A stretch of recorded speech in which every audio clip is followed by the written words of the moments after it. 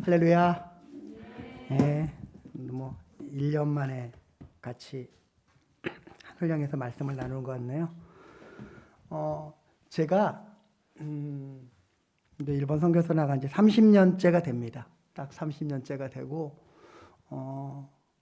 그러니까 저희는 그냥 하나님의 도구고 선교사는 아무것도 아닙니다. 사실 하나님이 이래 쓰시면 이래 쓰여지고 저래 쓰시면 저래 쓰여지고. 그리고 또 예전에 안 목사님이 저한테 이런 얘기를 했어요. 박 목사님은 바울과 같은 사역자, 바울 같아요. 이렇게 그런 얘기를 했어요. 그런 얘기를 했는데, 근데 곰곰이 저희가 지내온 그 과정을 보니까 좀 비슷한 것 같아요. 왜냐하면 저희는 이렇게 교회가 개척이 되고, 교회가 원래 개척교회 상태에 교회를 섬기다가 교회가 안정이 되면은 저희는 그 교회를 떠납니다. 그러니까 저희는 늘 불안정한 상태예요. 삶의 구조, 재정적인 구조. 네. 그러니까 한 8년 정도 사역하면은 안정이 돼요, 교회가. 자립이 되면은 일본인 목사님을 세우고 저희는 떠나고. 그리고 그렇게 저희가 세 교회를 섬겼고, 네 번째 교회는 사실 자립을 못 시켰어요. 일본의 2011년 3월 11일 그 동일본 대지진 때문에 일본 전체가 어려워졌고, 그리고 또 가장 최근에 맡았던 그 제가 자료를 못 시켰다는 교회는 동경 장로교회라고 한인교회였어요. 네, 결국은 저희가 이제 그 교회를 정리하고 지금은 오사카에서 사역하고 있습니다. 오사카의 조그만 일본인 개척교회를 은퇴하신 목사님과 같이 시작을 해서 많을 때는 한 9명, 11명, 적을 때는 5명, 7명 그렇게 같이 예배를 하고 있습니다. 그러니까 이게 안정되게 이게 인간적인 마음으로 이렇게 주저앉고 싶기도 해요. 그냥 편안하게 월급 받고. 근데 그건 하나님께서 그런 기질로 저를 창조하신 것 같지 않습니다. 계속 세우고 일으키고 떠나고 세우고 일으키고 떠나고 그렇게 사역하라고 하시는 것 같아요.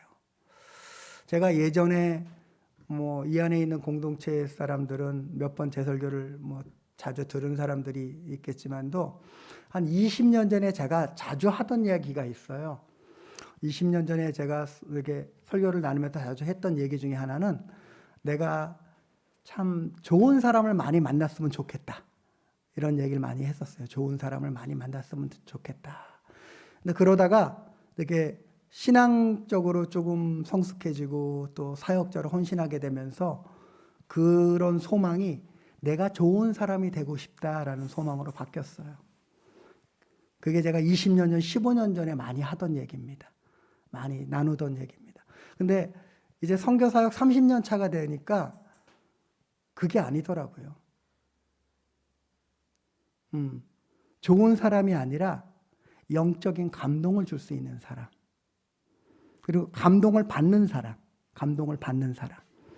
그러니까 감동을 받을 줄 알아야 감동을 줄 수 있는 것이고요.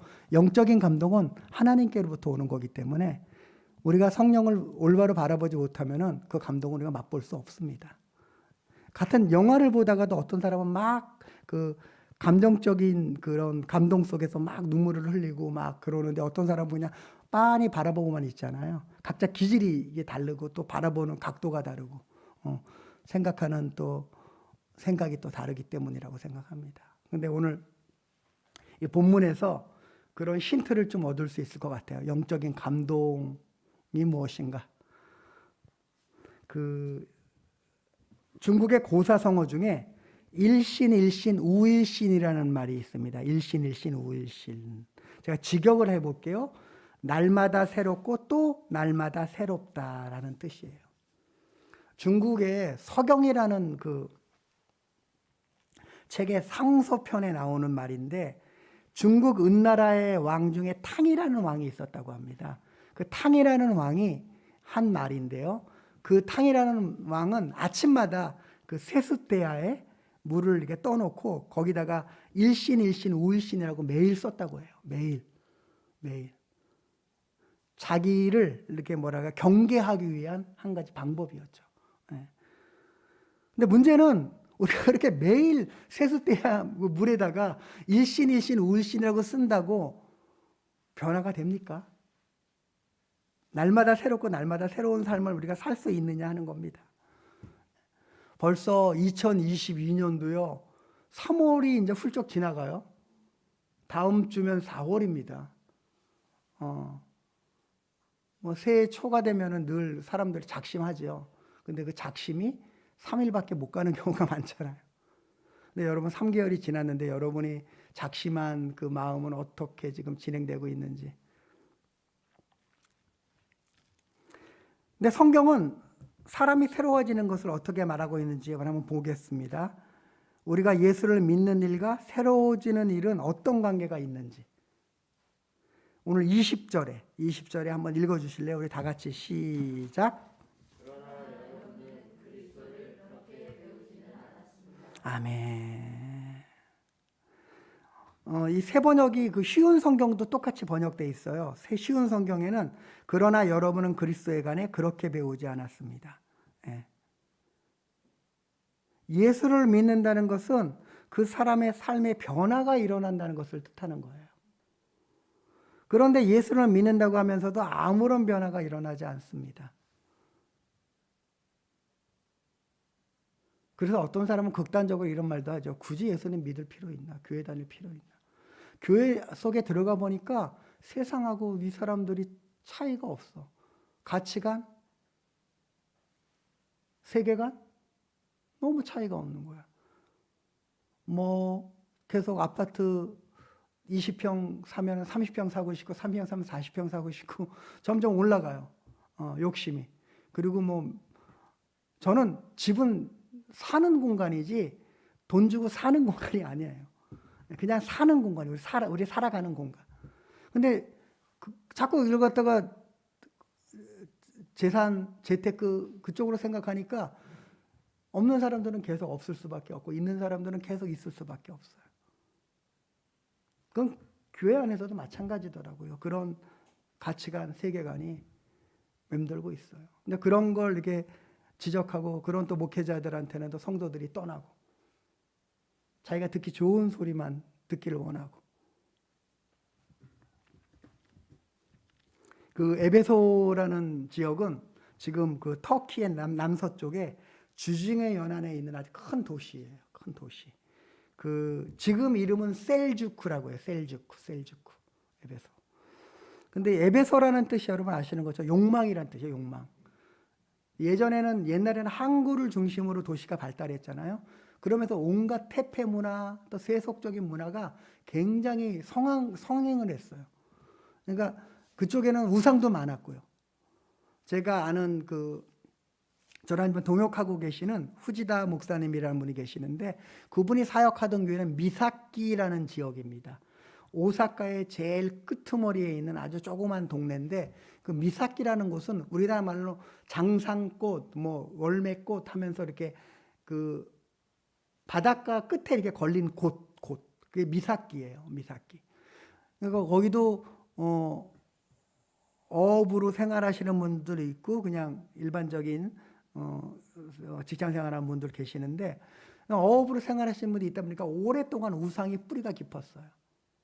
그리고 이제 이렇게 사람들이 나가잖아요. 이렇게 어업하러 나가잖아요. 근데 돌아오는 시간이 있잖아요. 그 안에 이제 불륜도 많이 일어나고 이혼도 많이 일어나고. 그러니까 그 동네는 지금도 그 쓴뿌리가 계속 끊이지 않고 계속 이어지고 있어요.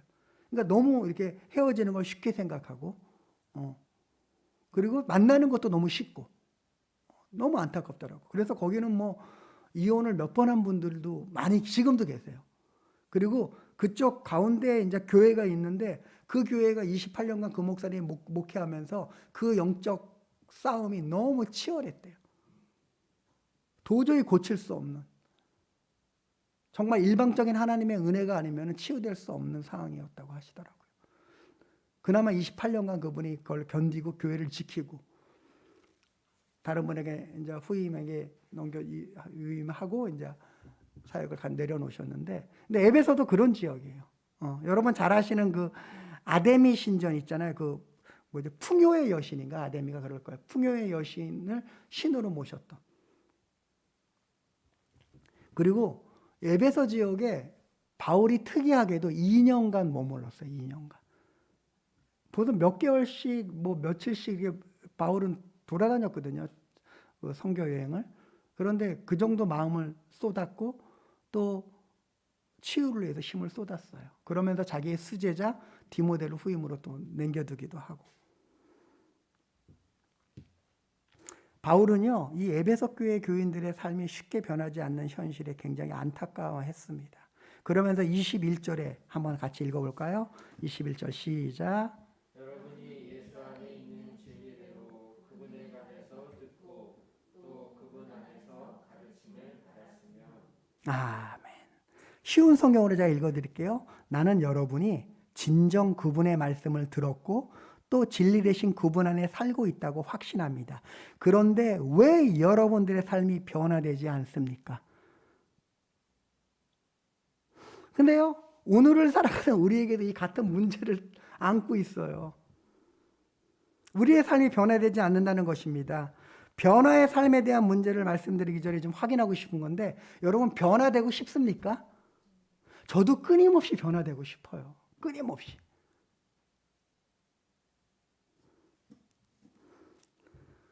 변화되기를 원하지도 않는데 그 사람의 삶이 변화되는 경우는 매우 드물어요. 우리가 변화되고자 하는 우리의 마음이 있어야 됩니다. 그러니까 우리의 생각이 바뀌고 우리의 태도가 바뀌는 근본적인 변화. 근데요, 제가 한국 교회 안에도 마찬가지지만 점점 물질 문명이 발달하면서 좀 위험한 단어 중에 하나는 다양성이라는 거예요. 다양성. 차별 금지. 저는 다양성이 존중되어야 된다고 생각해요. 차별이 없어야 된다고 생각해요. 그런데요, 공동체가 가기 위해서는 튜닝이 필요하다고 기준이 필요하다고 생각해요. 다양한 사람들이 있지만 거기에 대한 기준 없이 우리 다양성만을 존중하다 보면은 배가 산으로 올라갈 수밖에 없어요. 근데 요새는 또 그래요. 그런 다양성 때문에 배가 산으로 좀 올라가면 어떻습니까? 아니, 비행기가 바다에 이렇게 떠다니면 좀 어때요? 예, 그런 노래를 부른 선배 가수도 있지만, 예. 근데요, 그래도 우리가 같이 함께 가기 위해서는 기준이 필요하다고 생각해요. 그래서 저는 하나님이 그래서 이 성경을 우리한테 허락하셨다고 생각합니다. 예. 기준 없이 여러분 생각해 보세요. 다양성을 존중한다고 하지만 여러분은 다 그 어떤 기준을 향해서 움직이고 있어요. 말로만 다양성 그러지. 그러니까 배가 산으로 좀 올라가면 어때요 하지만도 실제로 여러분이 배를 타고 있는데 그게 산으로 올라가 보세요. 황당하죠. 황당합니다. 제가 오늘 하늘향교회 올 때는 늘 다니는 길이니까 그냥 편안하게 운전하면서 왔어요. 그런데 제가 이제 여러 교회를 저희가 집회를 다니잖아요. 그러면은 뭐 처음 가는 교회도 있고 그러면은 사실 선교사가 목사가 그쪽 교회 가면서 늘 성령의 인도하심을 받아 가야 되는데 저는 늘 이 스마트폰에 충실하게 인도함에 따라서 좌로나 우로나 치우치지 않고 가요. 여러분도 그럴 거예요. 어디 가려고 그러면 모르는 곳에 가려면 늘 다니던 곳 외에는 스마트폰을 열고 그러면 몇 번 버스를 타고 어디서 어떻게 갈아타고 기준이 있잖아요, 그게. 근데 그러면서 너무 다양성만 주장할 수는 없잖아요. 필요에 따라서 어떤 적절한 기준을 쫓아갈 필요도 있다는 거죠. 맞춰갈 필요도. 그러기 위해서는 내가 좀 나의 다양성을 주장하지 않고 좀 내려놓고 차별이 아니에요, 그거는. 예. 오늘 그 성경 안에 우리한테 가장 좋은 우리한테 예제를 우리한테 보여주는 말씀이 복음서예요. 복음서. 여러분 공부들 좀 해봤죠? 공부 안 해봤나? 공부를 잘하려면은 예제를 충실하게 풀어야 돼요. 예제를. 수학 문제도 마찬가지. 수학 문제를 풀 때 예제를 충실하게 풀면 그것을 통해서 응용해서 어떤 문제든 해결할 수 있는 능력이 이제 생기는 거예요. 근데 제가 중고등학교 다닐 때는 예제 그냥 넘겼어요. 너무 쉬우니까. 대체로 예제는 좀 쉬워요. 예. 그냥 넘겨보냈어요. 넘겨버리니까 응용력이 안 생기는 거예요. 응용이 필요한 문제, 기초가 부실하니까. 우리의 삶에 좋은 예제는 복음서예요. 복음서. 누가복음 19장에 보면은 여러분 삭개오라는 제 친구가 나와요. 예. 삭개오는 여러분 알다시피 세리장이었잖아요. 예. 근데 이 사람은 뭐라 그럴까요? 그 생각과 태도가 변화되는 삶을 맛보았어요. 그 이유 중에 하나는 뭐예요? 변화하고자 하는 생각이 있었어요. 변화하고자 하는. 그냥 캔세라 세라 그냥 내가 그냥 내 멋대로 그냥 이렇게 살고 싶다. 그냥 아침에 늦게 일어나고 늦게 자고 그렇게.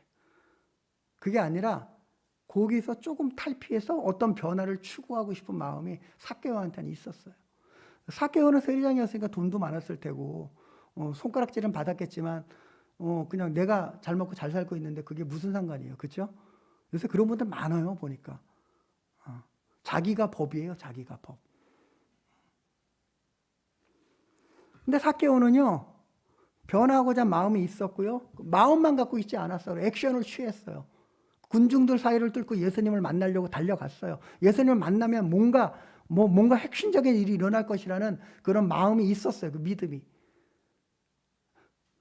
결국은 나무 위에까지 올라갔잖아요.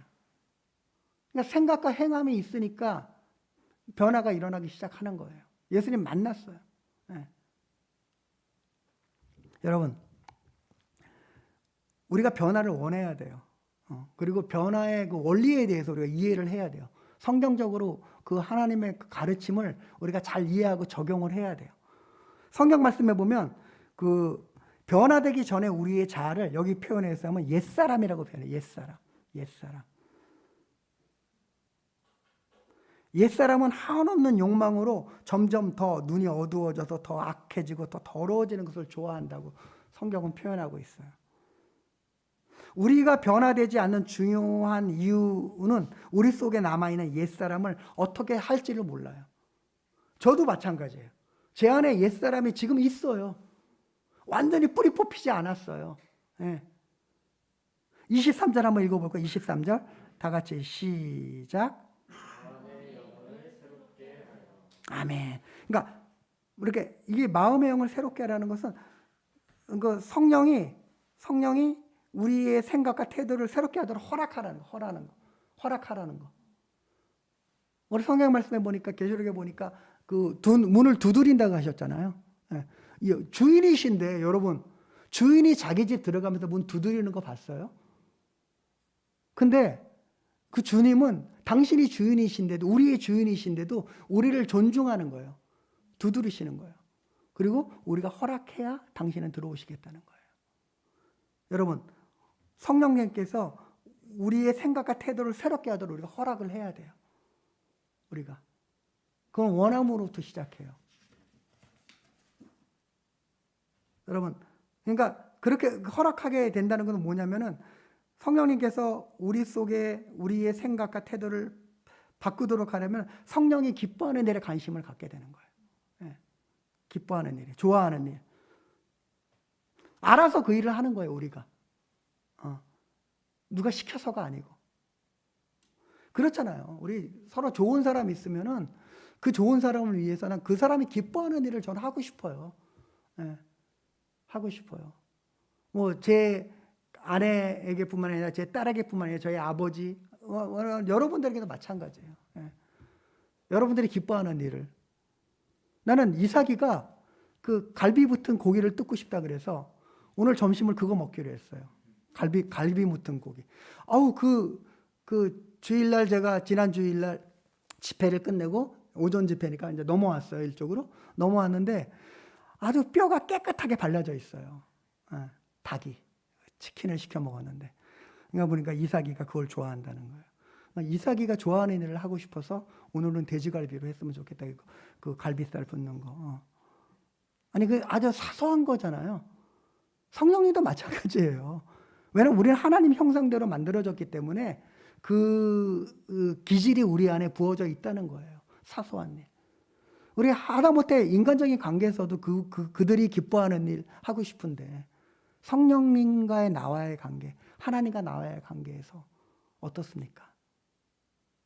그분이 인격적인 하나님인 걸 믿습니까? 믿으면 우리가 그렇게 반응해야죠. 그분이 기뻐하시는 일, 그분이 좋아하는 일. 제가 아는 형님 중에 존 파이퍼라는 목사님이 계세요. 존 파이퍼라고. 제가 굉장히 좋아하는 형님인데 그분이 로마서 12장 2절 말씀, 오늘 말씀하고 좀 이게 통하는 부분이 있어요. 2절 말씀을 설교하면서 이렇게 얘기했어요. 당신의 마음이 새로워지려면 다음에 4가지를 소원해야 한다. 예. 첫째, 세상을 따르고자 하는 마음을 버려야 하고, 둘째, 당신 속에서부터 변화되고자 하는 간절함이 있어야 된다. 셋째, 의무감 때문이 아니고 그 일을 사랑하기 때문에 해야 하고, 넷째, 당신의 삶 전부가 영적 예배의 삶이 되어야 한다. 그것은 세상의 가치보다 위에 있는 그리스도의 가치를 드러내는 것이다. 저는 이 말씀 보면서 그렇구나. 우리 속에 있는 옛사람은요, 우리 죄된 본성을 자극합니다. 계속. 네. 그렇게 되면 누구도 그것을 뿌리칠 수 없어요. 저도 마찬가지예요. 여러분, 아주 이렇게 정말 유명한 목사님들, 또 신앙이 좋다는 장로님들, 권사님들, 그분들 약한 부분 살살 건드려 보세요. 옛사람 드러납니다. 누구든 드러나요. 아까 우리 탕이라는 왕이 자기를 경계하기 위해서 세숫대야에다가 이렇게 일신, 우일신이라고 썼다 했잖아요. 저는 제 경계 방법 중에 하나가 여러분들한테 자주 나눴던 얘기인데, 저는 무슨 트러블이 묻잖아요. 그럼 무조건 저는 선교사인데요, 내 목사인데요 먼저 까요.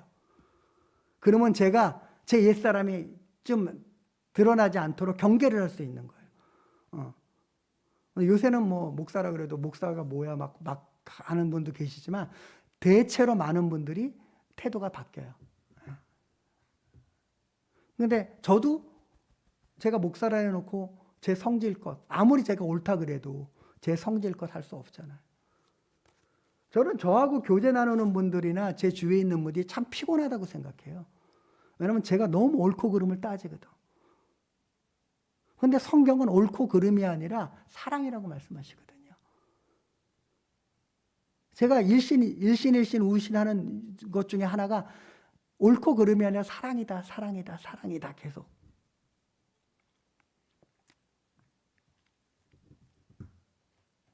옛사람은 우리의 욕망을 자극합니다. 그러니까 다른 사람을 생각하기보다는 자기 중심적인 이기적인 삶을 살게 합니다. 그리고 우리 속에 이런 것을 기뻐하는 옛사람이 살아있는 이상 우리는 새로운 삶을 살 수가 없습니다. 그러니까 옛사람으로부터 벗어나 새 사람이 되어야 하는데, 새 사람이 되는 일은 우리의 힘으로 되는 일이 아니에요. 성령께서 우리의 생각과 태도를 바꿔주실 때 가능한 겁니다. 그러니까 여러분, 성령이 여러분 안에 오시도록 허락하십시오. 그분은 통치 속에 있기를 축복합니다.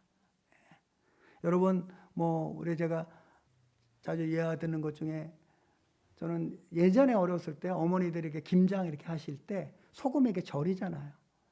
왜 그럴까? 그냥 담으면서 소금 넣으면 되는데, 그죠? 절여 놓으세요. 그리고 적당하게 잘 절여줘야 돼요. 너무 오래돼도 안 되고 너무 빨리 꺼내도 안 되고. 숨이 죽는다고 그러죠. 숨이 죽는다고. 그러면 맛있는 김치가 완성이 돼요. 우리가 성령 안에 딱 잠겨서 숨이 죽어야 돼요. 내가 죽어야 돼요. 내가 죽었을 때 변화가 이제 조금씩 시작되는 거예요. 시작되는 거. 그리고 그분한테 맡겨진 삶이 편안해져야 돼요. 자꾸 세상적인 계산, 세상적인 뭐 이런 그 욕망, 그것에 끌려가지 않도록. 세상은 자꾸 그래요. 끌려가도록. 너무 이게 물질 문명이 발달했어요. 뭐 제가 이게 전국을 이게 지금 다니는데 정말 너무 변화가 많아. 뒤집어 엎어놨어요. 안 목사님하고 얘기하면서 안 목사님이 이런 얘기 하더라고요. 사람들이 오지 않은 곳에 교회를 개척하면 좋겠습니다. 못 오는 곳에. 상식적으로 교회는 사람들이 많이 모이는 곳에 개척해야 되잖아요. 그런데 그런 얘기를 하더라고요.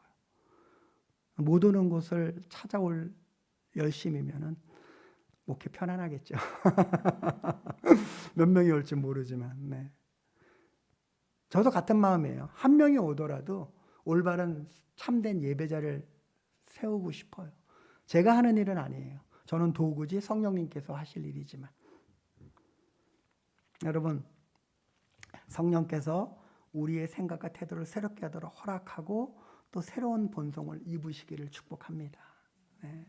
여러분, 그 드이트리히 본헤퍼라는 목사님이 계세요. 그분이 아주 유명한 신학자인데 알려지게 된 것 중에 한 가지는 선한 능력으로라는 찬양이 있어요.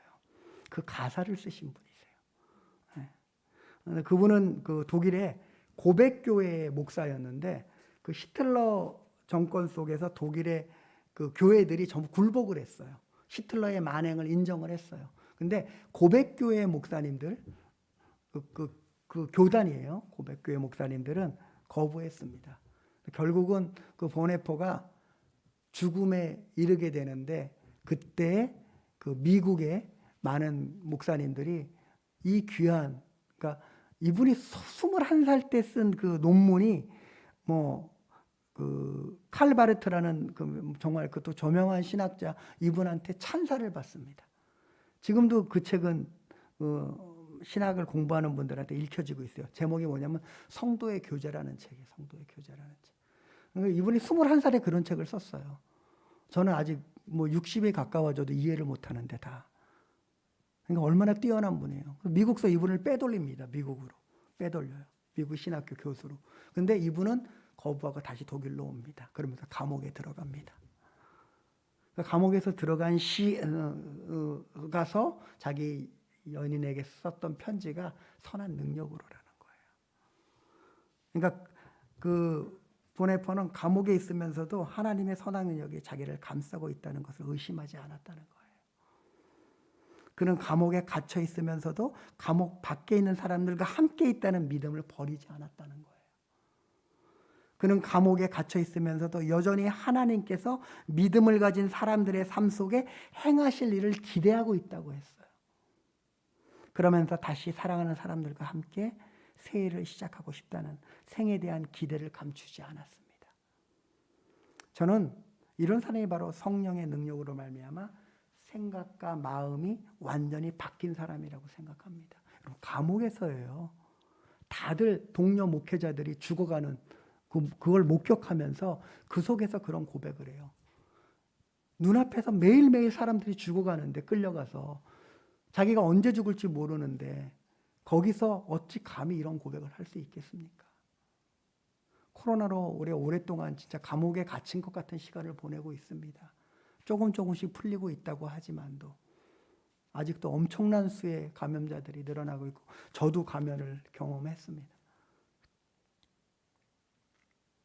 근데 이 속에서도 하나님은 살아 계십니다. 네. 그분의 능력이 우리에게 미칠 것이고 또 새날을 허락하실 것입니다. 여러분, 저는 그분을 여러분들이 좀 느끼고 바라보면서 영적인 감동을 얻고 또 여러분들의 삶이 그 감동 속에 덧입혀져서 감동을 줄 수 있는 삶이 되기를 축복합니다. 우리가 수많은 논리로 얘기를 하더라도 세상은 변하지 않습니다. 그렇지만 세상이 우리를 통해서 영적인 감동을 받는다면 분명히 보네포의 고백처럼 새날이 우리한테 올 것입니다. 저는 이대로 한국 기독교가 아니요 세계의 기독교가 무너지리라고 생각하지 않습니다. 왜냐면요, 하나님은 살아계시거든요. 그리고 그분은 전지전능하신 분이시고요. 그리고 오늘 이 아침에도 우리 영상 속에서 예배하는 우리 지체들 가운데도 그분은 함께 하십니다. 그분은 우리를 포기하지 않으십니다. 이사야서 43장 4절에 보니까 내가 너를 존귀하고 보배롭게 여겼노라. 그래서 내가 널 사랑하노라. 예. 하나님께서 여러분을 사랑하신다고 하십니다. 여러분 그분의 사랑에 우리가 그냥 우리를 맡겼으면 좋겠습니다. 네. 그럴 때 저는 그때 역사가 일어난다고 생각합니다. 우리가 온전히 맡겨졌을 때. 예. 기도하겠습니다.